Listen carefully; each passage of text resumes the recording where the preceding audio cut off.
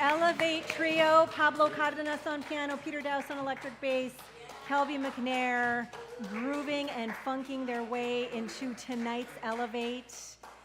All right, so welcome everyone. If you haven't already, I'm going to invite you to turn off your devices, put them into airplane mode, no notifications, that kind of thing, as we transition into our meditation time together.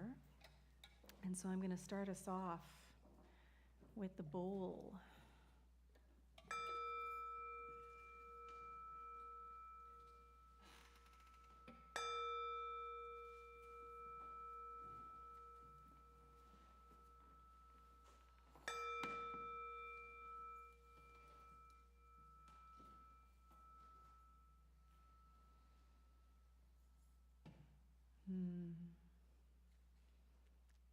What a gift it is to come together. What a blessing it is to be here now. So let's just take a few moments to arrive with each breath, with each movement as we settle into our seats, becoming more aware of our bodies, becoming more aware of the breath that is breathing its way in, through, around, and as everyone and everything. And as we transition into this time of grounding, of calm, of stillness, of connection, if you haven't already, I invite you to close your eyes or lower your gaze, whatever it is that allows you to let go of any visual distractions that might be vying for your attention.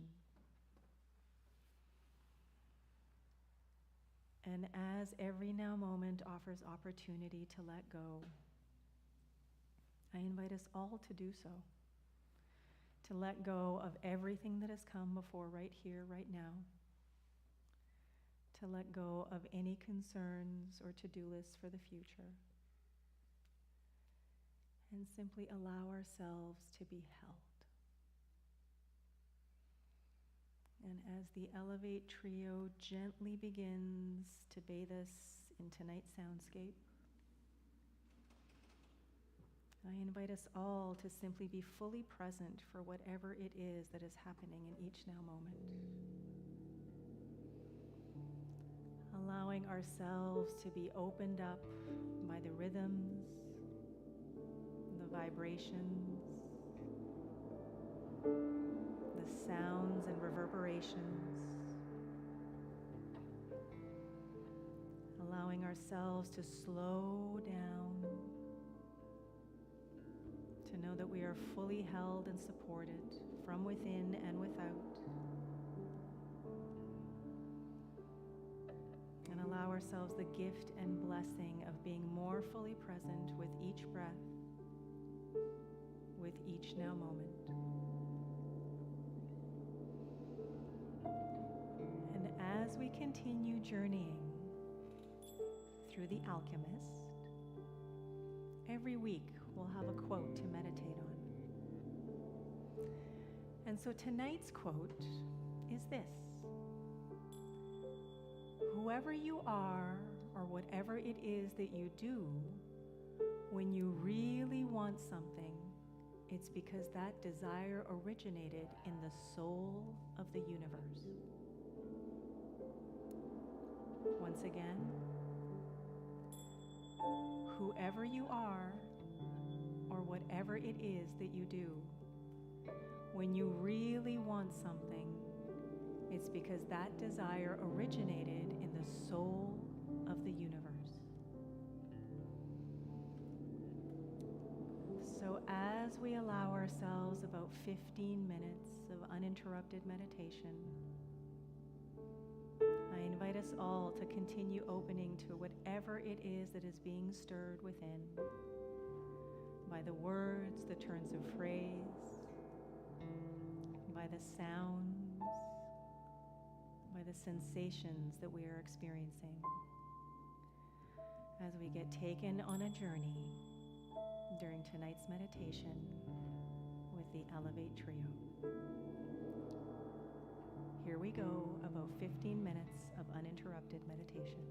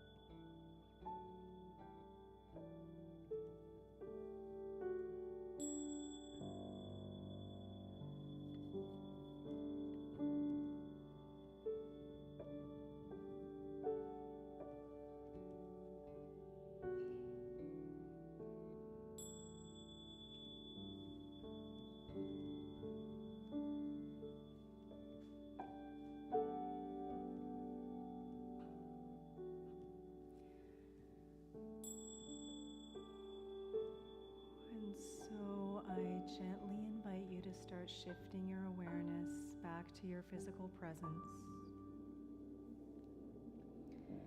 becoming more aware of your body and the skin that you're in, becoming more aware of the clothes that you're in, the seat that you're in, becoming more aware of the environment around you and the space you're taking up. And as we continue becoming more physically aware, I offer you this quote from the alchemist once again. Whoever you are, or whatever it is that you do, when you really want something, it's because that desire originated in the soul of the universe. And so as we move through the rest of our time together tonight, through the coming hours, days, and weeks ahead, I invite us all to open up to whatever it is that is stirring from deep within. Dreams, desires, passions, visions, and allow them to percolate to the surface. Open up to whatever it is that is wanting to happen, that is wanting to be unleashed, knowing that whatever it is already fully realized in the mind of Source, in the quantum field of infinite potentiality. And so now, if comfortable, I invite you to plant your feet firmly on the ground. I invite you to lengthen your spine, begin to move your body around. I invite you to carefully stand if you wish, extending your arms out by your sides with your palms facing upward. And just take a few moments to just revel in all of this energy and life that is whirling and swirling around. Knowing that that same energy, that same dynamism and creativity is at the center of each and every one of us, at the center of all our dreams, all our desires, all our passions. And now I invite you to scoop it all up, up, up above your head, pressing your palms and fingertips together, and then gently bring it all down. Gently, lovingly, purposefully, joyfully, curiously, all down into your heart, enjoying a moment of gratitude and appreciation, perhaps deepened connection or awakening, and maybe even some grace. And so let us finish off our meditation with 3 nourishing, life-affirming breaths together. First breath in, and release.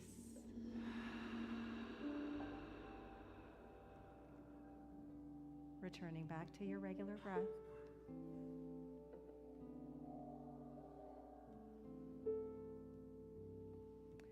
Second deep, nourishing breath in. Here we go. And release it all.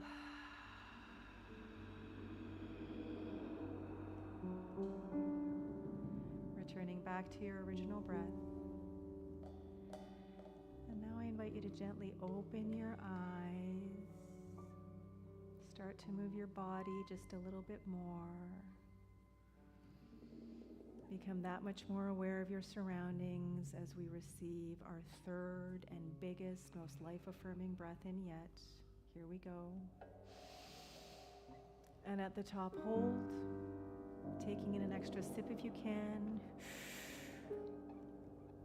And just be.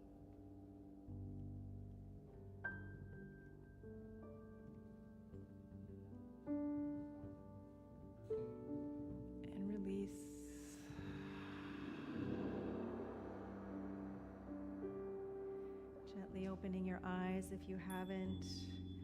Starting to move your body a little bit more. I invite you to get up and start to walk around a little bit, just to become more anchored in the room with all the energies of everyone around.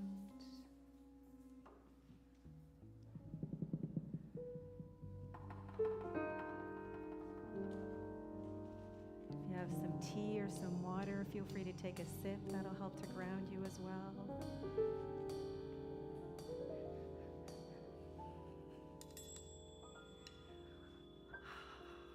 Yawn it out. And when you're ready, go ahead and sit back down.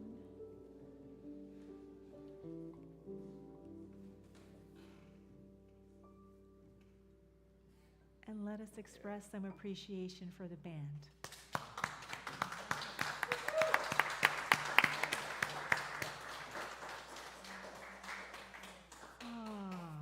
So as the lights gently come back on and we transition into some more music, I invite you, if you would like, to just find someone near you and share one thing that came up for you during that meditation as we move into some more music with the Elevate Trio.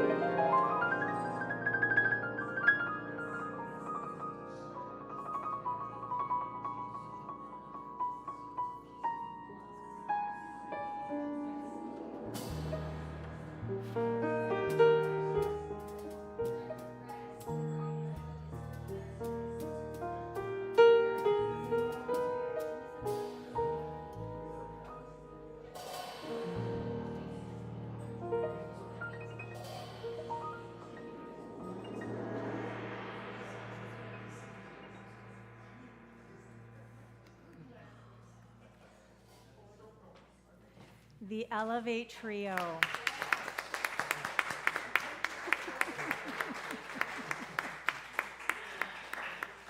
So beautiful as always, and it was really interesting to listen to them and listen to you guys at the same time, because clearly there wasn't just one thing that you could share after that meditation. Oh my God, could we give them another hand for that meditation? Wow. Wow, wow, wow. Talk about, I don't know what your experience was, but sitting up here, holding space for everybody having their experience was quite something. Just feeling transported and so good. So thank you so much. And Pablo, tell us, I mean, we have heard that tune here before for sure, but so that everyone remembers. It's a piece from Frédéric Chopin called Nocturne in E flat. Yes, thank you. All right, so beautiful. If you gentlemen would like to have a seat, feel free. There's going to be music later on again and again and again. But for now, we're going to go into just a little bit about our theme for the month, which is relatability. That is our fourth pillar on the VTC Values Compass. And the statement that goes with it is, we welcome and inspire community with enthusiasm and joy. And so this really is a call to action, an invitation to lean into how are we building community, not just sort of, you know, in our own families, in our own relationships or whatever here at VTC, but we can also think of it in terms of who am I hanging out with? What am I hanging out with in my head? You know, what kind of thoughts, what kind of feelings, what kind of stories am I hanging out with? What am I welcoming with enthusiasm and joy? Or how else am I welcoming the stuff that I'm hanging out with? And then our work, as always, is to just be more intentional. Because the more intentional we are, then the more an intentional life experience we have.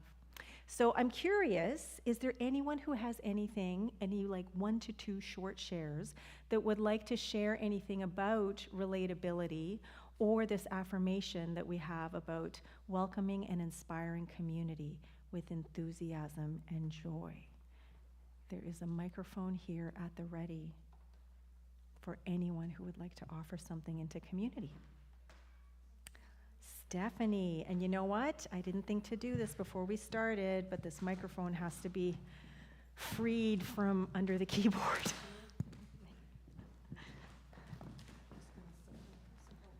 It's under there.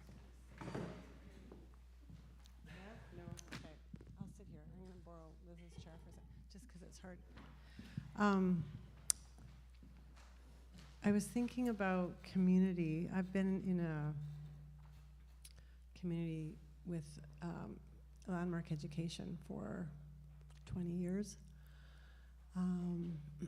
And when everything went online with education, there was this disconnect. Got feedback. Yeah, there is feedback.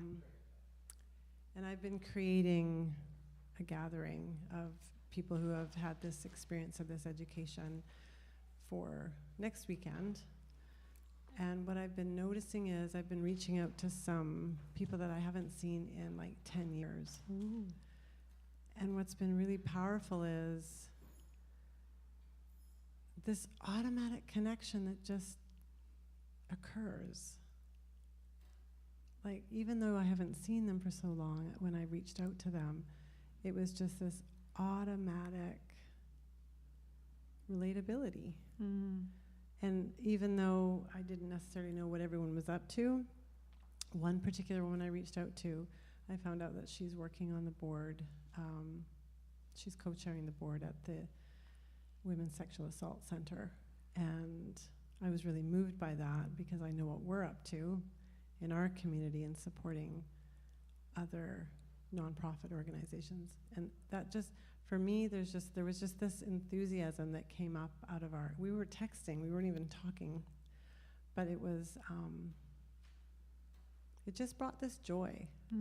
And knowing that there's this gathering in next week, it's been really inspiring for me, because after having experienced the stroke in November, it's kind of like the first step into like who I am in the world as a self-expression. So for me, community is who I am as a self-expression. So I just wanted to share that. Thank you.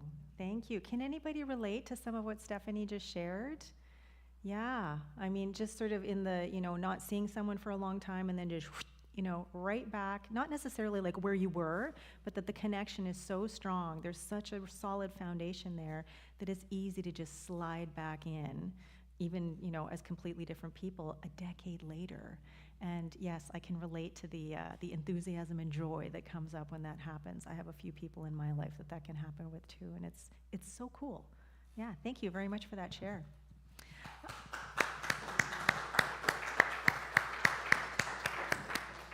Thank you. So I'm going to invite us all to just tune into whatever it is that we find of value in this declaration here, this affirmation having to do with relatability, because we are building community here. This community, this organization, even though it's over 100 years old, we as a community in this incarnation are very young. We're like teeny tiny babies, not even toddlers really. You're just like rolling around, not even able to walk sort of thing. And so we do need to be really intentional with how we show up, how we relate to each other, how we support each other.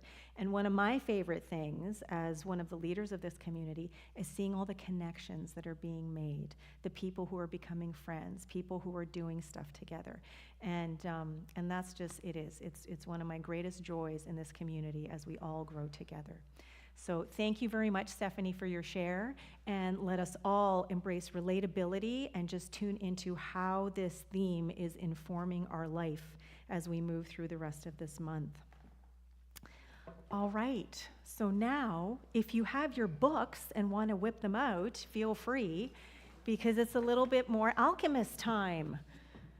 So this is really very exciting for me, and I don't know how long it's going to take to go through this book, because initially I was like, I'll do it in 4 weeks. And then I'm like, there's a lot in there. Let's do it in 8. And then after last week, where I only went through like 22 pages, I'm like, we could go right through the rest of the summer with this book, because I got to chunk it down a little bit more, even for me. And so last week, just to recap, we were introduced to Santiago, a 19-year-old shepherd boy who lives in Spain, who is really appreciating his very simple life. He has his sheep. He has this occasion that he's looking forward to I was going to say hook up, to meet up with the merchant's daughter that he met last year when he sold a bunch of wool to the merchant. He has this dream that he is curious about, excuse me, that he can't make sense of. And so in order to try and make sense of it, he enlists the help of a gypsy woman who's kind of a fortune teller, and not too satisfied with the exchange that happened there, but okay, that's part of life.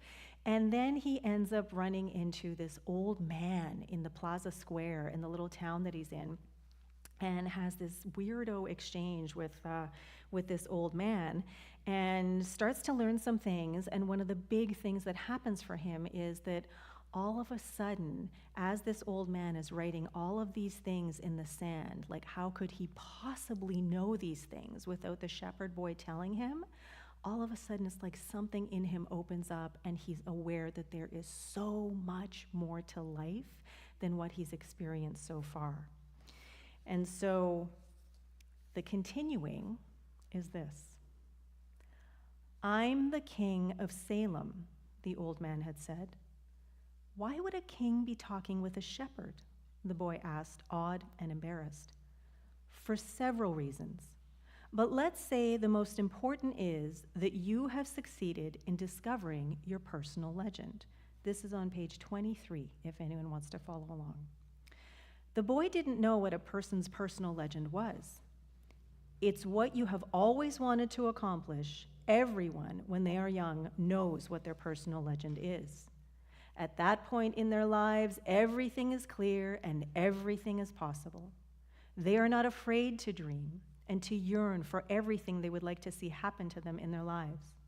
But as time passes, a mysterious force begins to convince them that it will be impossible for them to realize their personal legend. None of what the old man was saying made much sense to the boy, but he wanted to know that mysterious force was, because the merchant's daughter would be impressed when he told her about that.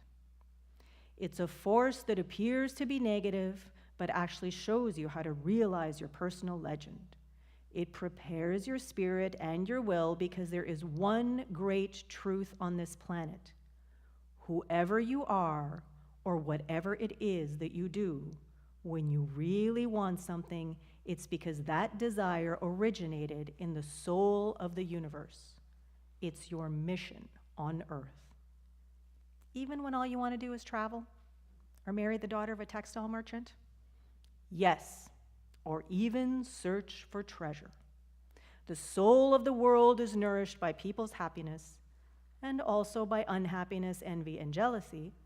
To realize one's personal legend is a person's only real obligation. All things are one.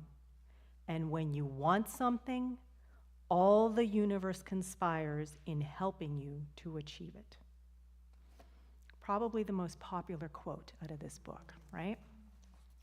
So there are 3 quotes in there that really stood out for me. And every time I read or listen to this, I get something new, along with my favorites. But the first one was the one that we had in meditation, which is, whoever you are or whatever it is that you do, when you really want something, it's because that desire originated in the soul of the universe. It's your mission on earth. And so if we take a new thought perspective on this, there's this thing that happens, or that is said in new thought circles, that everything in life is created or manifested or demonstrated twice. Once in the mind of God or spirit or source or the quantum field of infinite possibilities, and then the second time with us. And so whatever it is that we want, whatever it is that our dreams are, whatever it is that we desire, we couldn't even possibly have that desire or have that dream if it didn't already exist as this possibility, this potentiality, in infinite potentialities in the quantum field, in the mind of source. And then there's also the super famous quote, when you want something, all the universe conspires in helping you to achieve it. And this really is about alignment. It is about harmony. It is about trust. It is about faith. It is about so many things. But ultimately, it is about knowing who and what you are at your core, and that at the very core, at the very center, at the very epicenter of your being is this creativity, this energy that is forever looking to unleash itself and fulfill itself and experience itself in, through, around, and as whatever, including us. Because if it doesn't have a vessel, if it doesn't have something through which to go and unleash itself, it can't actually be fulfilled. And so our job, according to Melchizedek, according to who and what we are, is to allow for that to happen. But that can only happen when we allow it, and we can really only allow it intentionally and purposefully when we're aware that this is sort of, one of the rules of the game. And then there is, to realize one's personal legend is a person's only real obligation. All things are one. And so here, basically, he's saying that there's only one thing going on, right? Everyone and everything is that. And in order for that to be fulfilled, just like I said, we have to allow for that fulfillment to occur. And that thing, that energy, that love, that creativity, that power, whatever you want to call it, it is constantly, continually expressing in gazillions, infinite ways, unique, original, unrepeatable, because every single moment is brand spanking new. The universe is rebooting itself anew, and we, as part and parcel of the universe, are brand spanking new every single moment ourselves. Even though it sort of feels and seems like, we're born, we're zero, we have our birthdays, and then eventually we die, and there's this sort of linear trajectory. No. Every single moment, new, new, new, new, new. And because we are always at choice, something that we talked about in the earlier pages, because we are always choosing, then we get to choose what we want. And the more intentionally we choose, the more purposeful we are about our choices, the more aligned we are with our choices, then the more that power, the more that creativity, the more those dreams and desires are what we experience in our life. And so Melchizedek is telling the boy all of this, and he says, well, why are you telling me this? Because you are trying to realize your personal legend, and you are at the point where you're about to give it all up. And that's when you always appear on the scene. Not always in this way, but I always appear in one form or another. Sometimes I appear in the form of a solution or a good idea. At other times, at a crucial moment, I make it easier for things to happen. There are other things I do too, but most of the time, people don't realize I've done them. And so what he's talking about here is inspiration, intuitive hits, the nuggets that we get, right? And what is ours to do is to pay attention, because sometimes they are loud and clear, hitting us over the head like a 2x4, and other times they are tiny little whispers and veils of information that are so fleeting, it's like, what? And so we need to practice, right? We need to practice tuning in, not just with our outer ears and eyes. We need to tune in with our heart. We need to allow ourselves to be led. We need to be able to feel that tiny little whisper or whatever it is that comes from time to time, or that feeling or that sign, if you want to use that word, because they are coming all the time. They are available all the time, but sometimes we are so caught up in the external world or whatever it is that we're doing that we miss them. And so it's ours to listen, to really pay attention and allow Spirit to do whatever it is that it wants to do. And so after this, the king tells the boy a story about a baker that he sees across the street. And he says how when he was a young boy, he wanted to travel. But then he decided that what was really important to do was to work really hard for his entire life, save some money, and then when he's older, he can go and travel and enjoy life. And so he tells the boy this story, and the boy starts thinking, maybe I should tell the baker about, these infinite possibilities that I'm learning about, that there's more to life than we know with just the experiences that we've had. But he grapples with well, is it my business? I don't know. I got this girl that I want to go and see, and now I have this dream that I'm having, and maybe I should go to Africa. And he's just going back and forth about what should he do. But the thing is, with this young boy, there is some kind of strong sense of faith in him, and he is listening to his heart, even though he doesn't quite know it because he hasn't practiced it a lot. But he feels like he's already made a big decision in living his personal legend because he went to seminary school. He was supposed to be a priest like his parents wanted him to be, but he decided because he wanted to travel and see the world that he would become a shepherd, and that's what he did. And so he's already embraced and he's already experiencing his agency and the power of choice, but now he's like, oh, now I'm presented with an even bigger choice. So then the king tells him about a story of a rock, of how he turned into a rock to help a miner who had devoted 5 years of his life to try and find some emeralds, and how almost at the point where he was about to give up, but the king was like, oh my God, I'm rooting for this guy. He's been trying for so hard, so I'm going to just show up at the time so that he doesn't give up.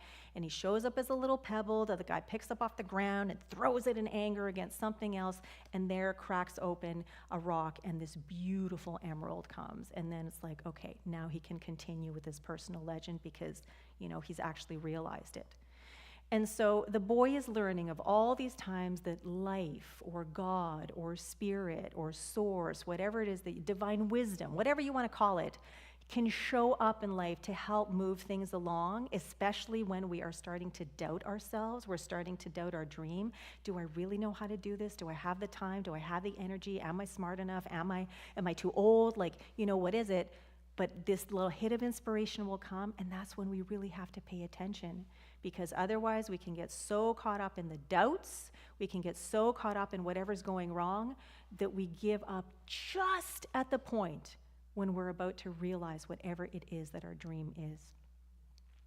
And so after talking about all of this, the king says, look, I want to help you find your personal treasure, so tomorrow bring me 1/10 of your flock, and then I will tell you how to get where this treasure is.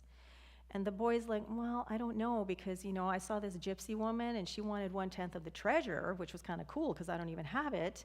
And he's like, wait a minute. No.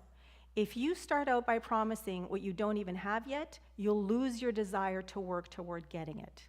Bring me 1/10 of what you have, which is your flock tomorrow, and I will help you out. And so then the boy sits there and he wonders, do I go to Africa? Do I check out this adventure? Do I try and find this treasure? Or do I stay here with these sheep that I know, who know me? Do I stay and go and meet that girl who I really, really like? Do I stay with this life that I know? Or do I give it all up to go and find something new? And this is the thing that we are constantly grappling with. This is the comfort zone that we are either staying inside or trying to move past, right? And if that boy were here in this room every now and then on a Sunday or Wednesday, he'd hear about nervous system resetting tools to support his brain and going, it's okay to have that adventure. You're fine. You can move past your comfort zone, right? But he's got this faith, and he does have enough going for him that he is meeting the old king. He is meeting the gypsy woman. He's learning stuff from his sheep. He's getting all of these little signs along the way that are nudging him towards this new type of life that he's not really sure he wants to have. So he's stuck there. And he says, or he thinks, the narrator says, he had to choose between something he had become accustomed to and something he wanted to have. And as he's going back and forth, all of a sudden the winds from Africa blow in. And as he feels these winds, he also feels envious of the freedom that the wind has to just go and blow around all over the world.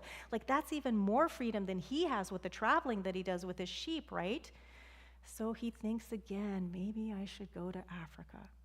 So the next day, he meets the old king in the square. He gives him 1/10 of his sheep, and he's so excited because it was so easy to sell the rest of them. And then he learns about the principle of favorability. He learns about beginner's luck, and then the king tells him about following the omens, the signs, or the intuitive hits or wisdom that comes every now and then. And he gives him these 2 little stones, Umim and Thumim. And he says that one is for yes and one is for no. But he said, rather than asking the stones for help, you really should try and make your own decision. Find the answers within, because they're there, okay? Now, for the first time in 8 years since I started reading this book, I actually looked up Urim and Thummim and discovered that they come from Hebrew and that they mean something. And that Urim is akin to divine revelation, and Thummim is about perfection or truth. So when you bring them together, it's not just a simple yes or no situation like it is in the book. They are actually about bringing lights of perfection or revelation of truth. And the thing is, the stones represent the wisdom that exists within all the time.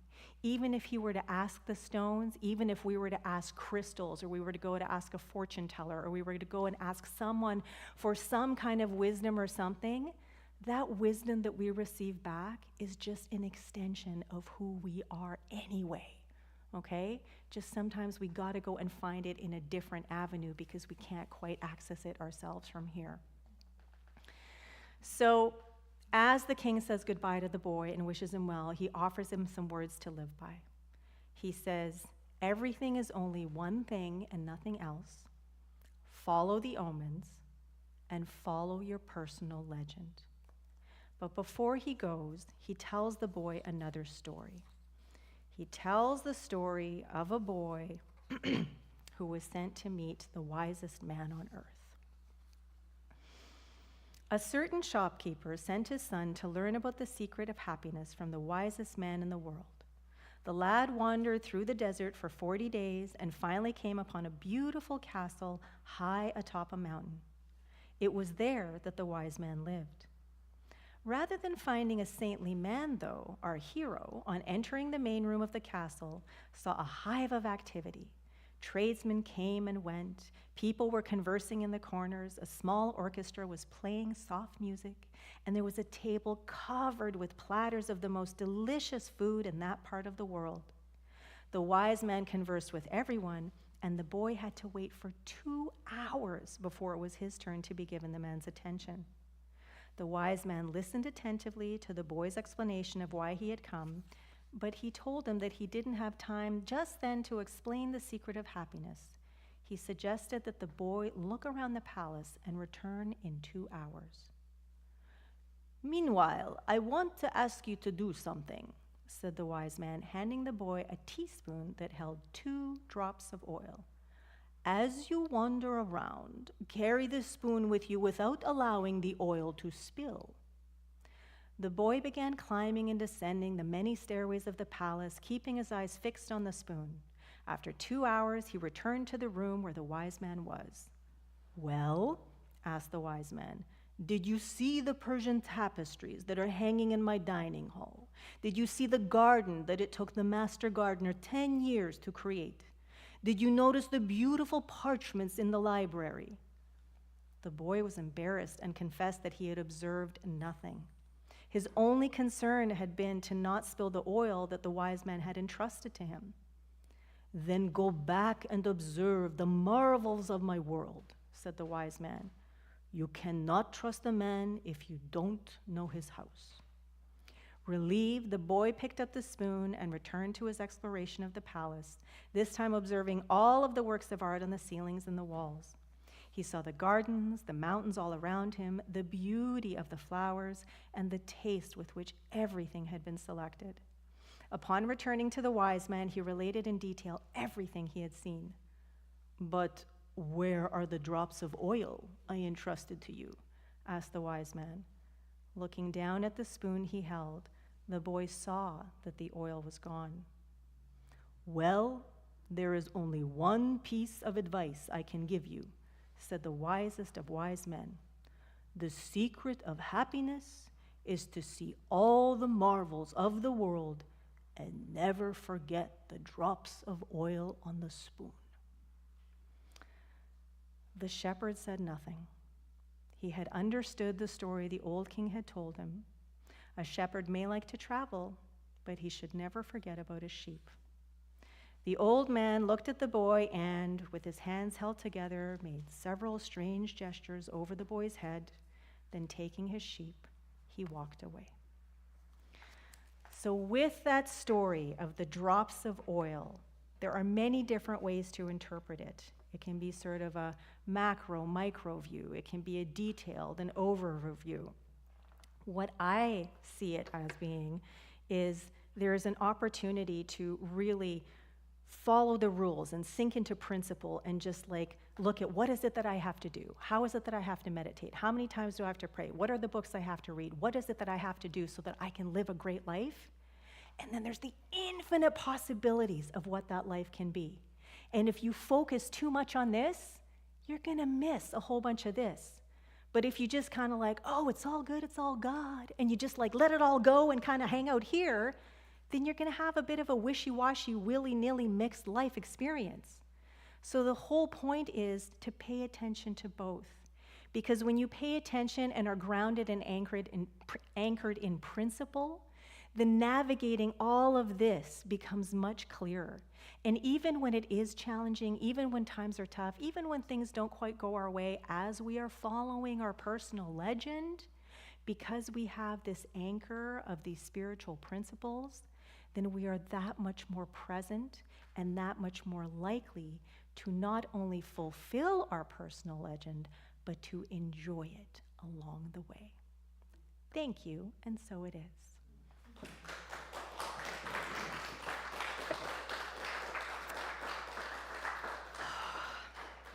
All right, so now it's time for some conscious connection.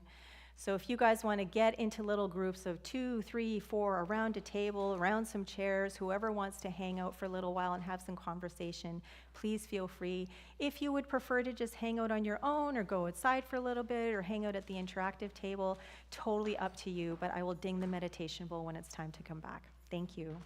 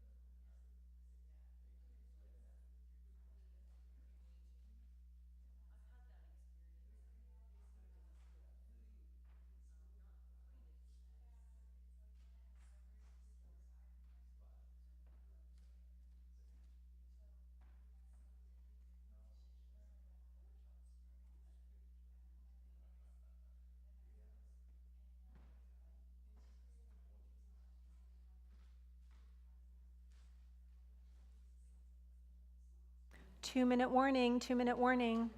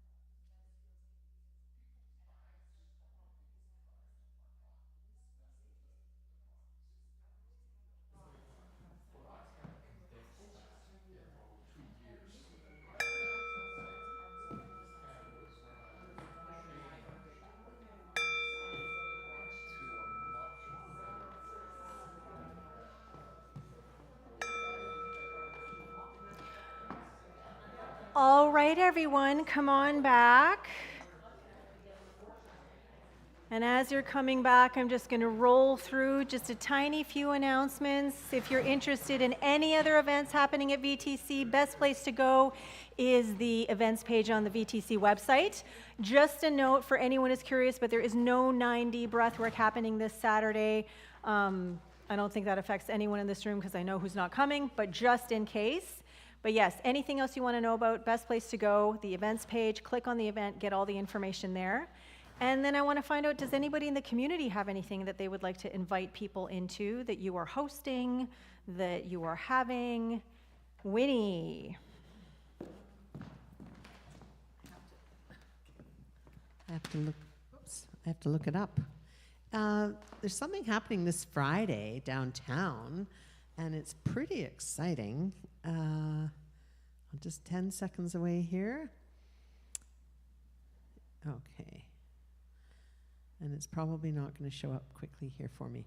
No, but it's something to do with singing. There's a lot of choirs, I think, that are coming down and performing, worldwide choirs. Has anyone heard about it yet? Down in the Inner Harbor and all sorts of things. So what I will do, if you can give me another 10 seconds here, is I'll quickly just see where it is here. All right. Yeah, a whole bunch of them are coming. And it's right here, music. Okay. It said, so today is what day is 14th. 14th? Yeah. Up until the 17th of May, the Podium Choral Conference and Festival, Canada's National Bilingual Choral Conference and Festival, takes place at the University of Victoria. As part of the celebration of song, 6 choirs will give free pop-up performances on the Lower Causeway. So that's downtown in front of the Empress Hotel from tomorrow until May 17th. On Friday, May 15th, the Village Choir will sing at 10 a.m. Coastal Sound Youth Choir, they're in the email, at 4 p.m. and Silver Threads from Toronto at 4:30 p.m. And on Saturday, May 16th, Grace Note and Core Choirs from Vancouver will sing at 12 noon. Kalia Ukrainian Choir from Victoria at 1 p.m. and Delta Chamber Choir at 3:30 p.m. That's on Saturday. So Canada's top choirs are singing in the heart of the Inner Harbor. And if I think of it, I'll forward you this email to maybe go in a newsletter if there's Okay, something going sure. on. Thank you. Yeah, we can announce it on Sunday too, right? Fantastic. Thank you, Winnie. All right, speaking of coming up fast, the Elevate Trio is coming up fast to the stage again.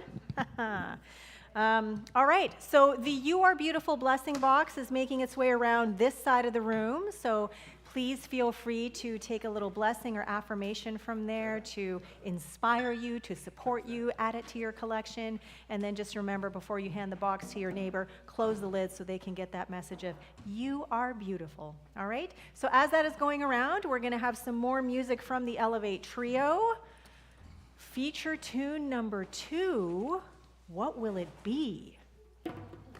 Well, we thought, thinking of the scene that's been painted for you in The Alchemist, the kind of land you're in, the rhythms, the journey that's unfolding. Thought we'd do an old one with a little bit of a different flair.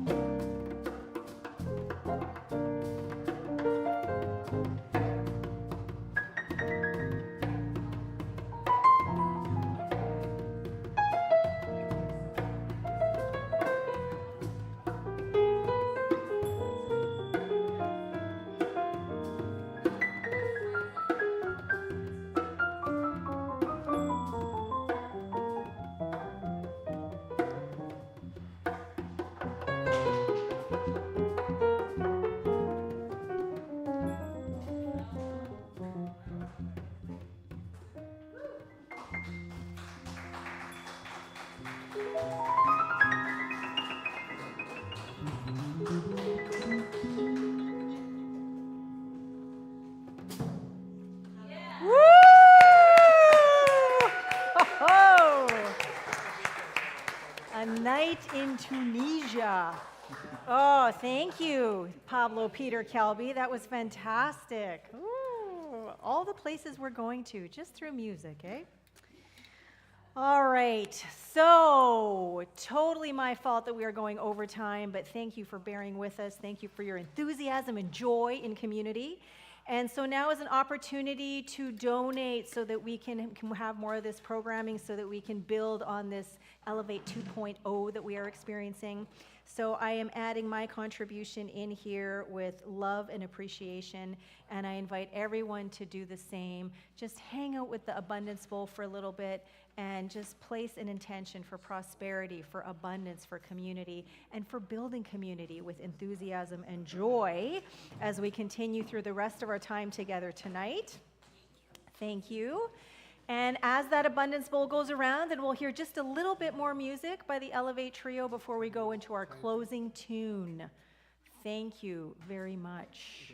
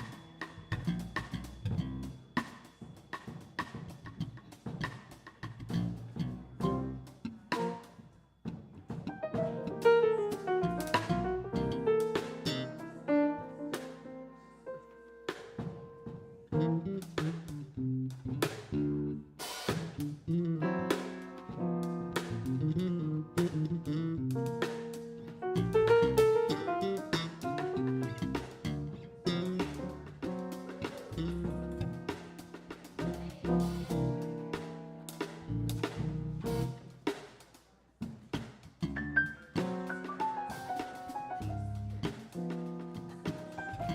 right. Yeah, last one. And then we'll go to.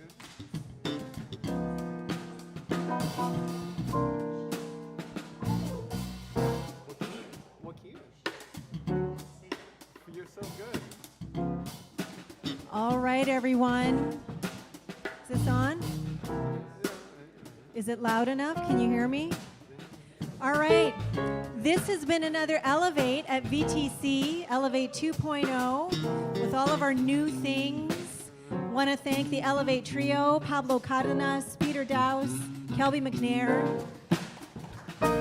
Also want to give a shout out to Jamie and Glenn on tech in the back of the room. To Denise over here, our extraordinary greeter and setup person. And give yourselves a hand, because I know everyone's going to help put the chairs and tables away after, right? All right, and so I'm going to invite everyone to stand on up. We're having this intro to Ginger Coyle's tune right now. Higher frequency. Oh, and Edgar is playing one of the drums too, the djembe.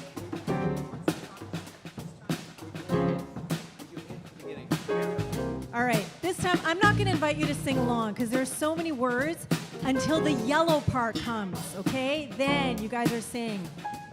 Here we go.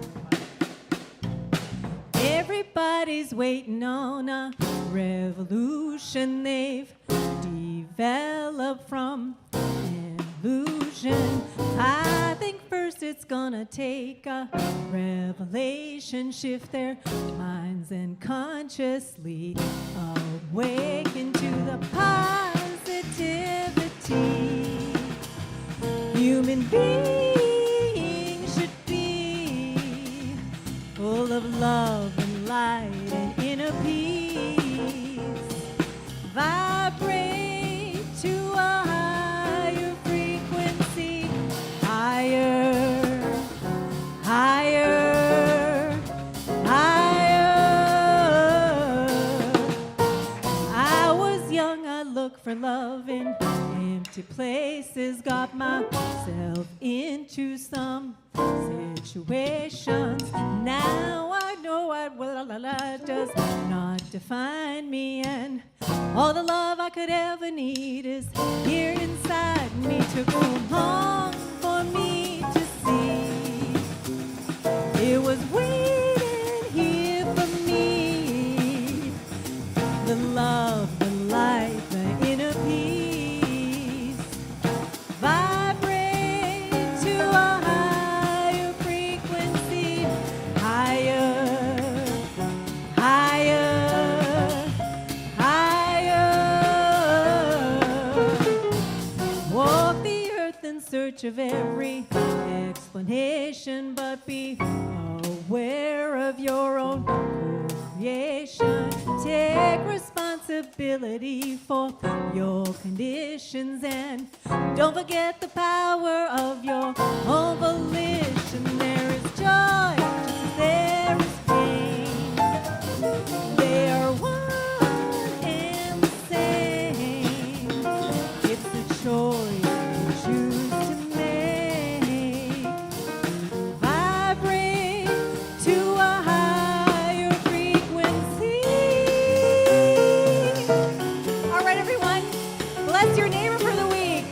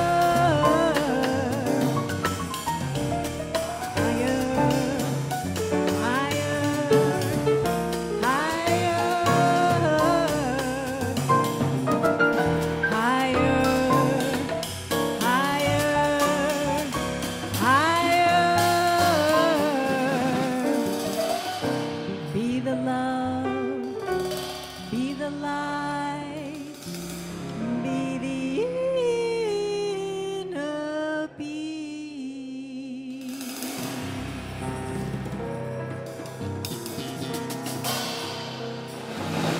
Pablo, Peter, Kelby, the Elevate Trio with guest Edgar. And the VTC Community Choir in the Seas. Thank you, everyone, whether you joined us in person, online. We love you, we appreciate you, and we're so glad you're here. And we will see you next week, gentlemen.